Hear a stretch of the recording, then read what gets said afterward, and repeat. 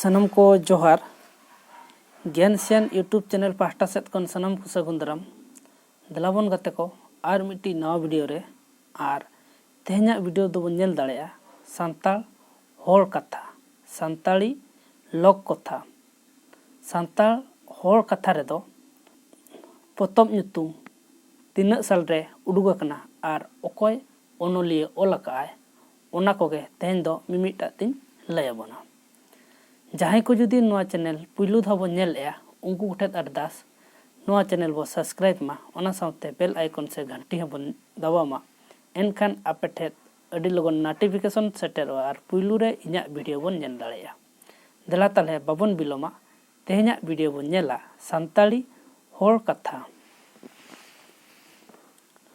Santal whole कथा रे पुइलु रे मेना जमसिम बिनती लिटा ना दो छापा लेना 1943 साले रे आर ओलाकादाकिन मोगल चंद्र सोरेन ताले जमसिम बिनती लिटा छापा लेना 1943 रे आर मोगल चंद्र सोरेन तेकिन ओलाकादा इना तायम लय चेपेद 1967 साले रे छापा लेना ओलाकादाकिन हिकिम चंद्र हांसदा गोंके तेकिन इना तायम तेतेत तुमल 1980 साले रे छापारना ओलकादाकिन डॉक्टर रामचंद्र मुर्मू गोंके तकिन इना तायम मारांग बुरु करम पूजा 1980 साले रे छापा लेना ओल अकादाकिन मंगल चंद्र सोरेन सांताली लोक कथाएं 1992 साले रे छापा लेना ओल अकादाकिन भागवत मुर्मू ठाकुर गोंके तकिन छामडा लातार बरियत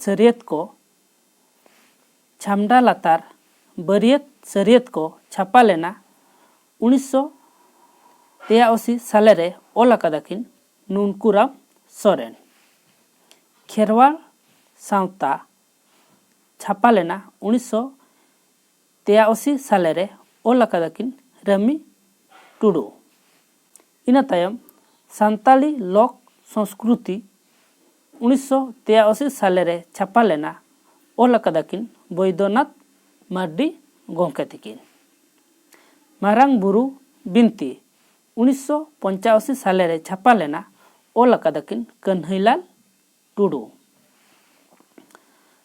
इना तायम सांताली लोक कथा संग्रह 1987 साले रे छापा लेना ओल अकादाकिन प्रोफेसर दिगंबर हांसदा साहित्य सेचेद 1987 साले रे छापा लेना ओल अकादाकिन कुशल हेम्ब्रम गोंके तकिन इना तायम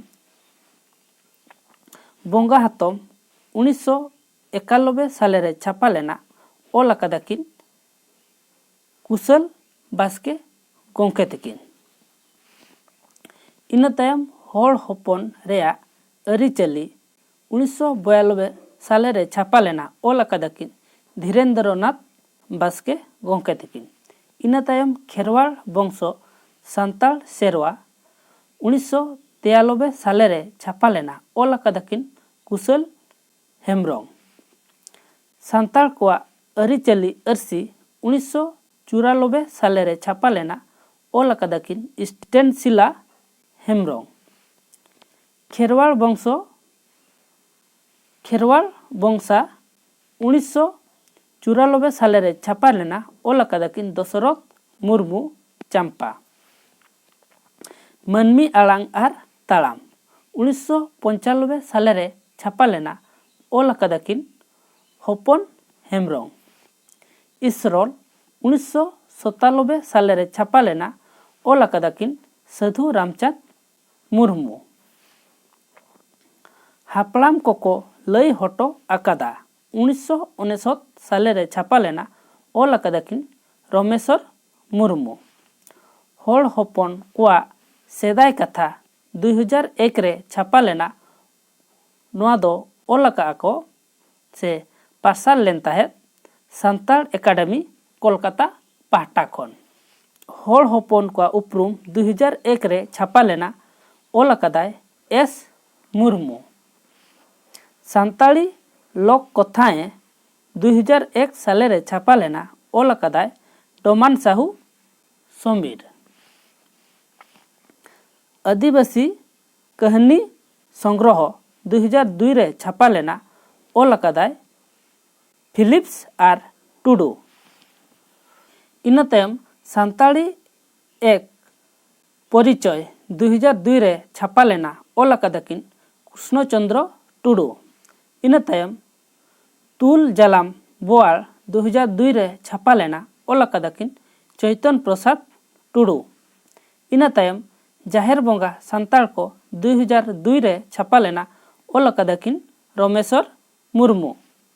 मा मोणे रेया फेडात कथा 2002 ओल अकादा को खेरवाड़ मा मोणे गावता कोलकाता पाहटा सेट खन पार्सल लेन ताहेन। आदिम हालत 2004 रे छापा लेना रतन हेम्ब्रम गोंके तिकिन ओल ले ताहेन। सान्ना धरम 2004 रे छापा लेना बास्ता सोरेन तिकिन ओल अकादा। खेरवाड़ समाज रेया गढ़न 2004 रे छापा लेना कृष्ण हेम्ब्रम गोंके तिकिन ओल अकादा। नावा पेड़ा सार सगुन 2005 रे छापा लेना ओल अकादाकिन पल्लूराम बास्के। ओत ओपेल मनमी सिरजन 2007 रे छापा लेना ओल अकादाकिन मधु मर्डी। आदिम कुआ नागाम 2008 रे छापा लेना ओल अकादाकिन मोहन हेम्ब्रम। खेरवाल अरिबंदी 2008 रे छापा लेना ओल अकादाकिन डॉक्टर कृष्णचंद्र टुडू। सान्ताली लोक कथा 2008 प्रोफेसर धनेश्वर माझी।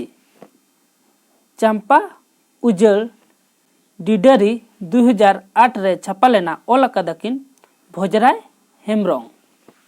जमसिम बिनती 2009 रे छापा लेना ओल अकादाकिन कन्हैलाल टुडू तिकिन। जाति धर्म 2009 रे छापा लेना ओल अकादाकिन बास्के राम सुंदरम। पहिल कहानी 2010 रे छापा लेना ओल अकादाकिन तपन सोरेन तिकिन। हापलाम कुआ धरम पांजा 2010 रे छापा लेना ओल अकादाकिन बास्के राम सुंदरम। होल आर होल कहानी 2010 रे छापा लेना ओल अकादाकिन सलखु मुर्मू तिकिन। मा ताले तेहेना वीडियो दो नोडे के चाबायना और वीडियो नेल कते चेल का बुझाव किया ओना दो सनाम कोगे कमेंट दरायते लई तावन पे। और जहां को नवा चैनल पुलु धाव नेल ए उनको कोठे अरदास नवा चैनल बो सब्सक्राइब मा ओना साथे बेल आइकन से घंटी बन दबामा एनखान आपे ठेत अडी लगन नोटिफिकेशन सेटरवा और पुलु रे इना वीडियो बन नेल दाड़िया। डिस्क्रिप्शन रे टेलीग्राम ना लिंक एमकना सनाम को अरदास टेलीग्राम रोबन जॉइन मा और नवा कोरेना पीडीएफ को बन ᱧᱟᱢ मा ताले तेहेना वीडियो दो नोडे के तहन कना और मिट्टी वीडियो रोबन ᱧᱟᱯᱟᱢᱟ इन धाबिते इन पास्टा सेट कोन दोड़ाते गोट और जोहार। वीडियो नेल लगित अडी अडी सारहाव।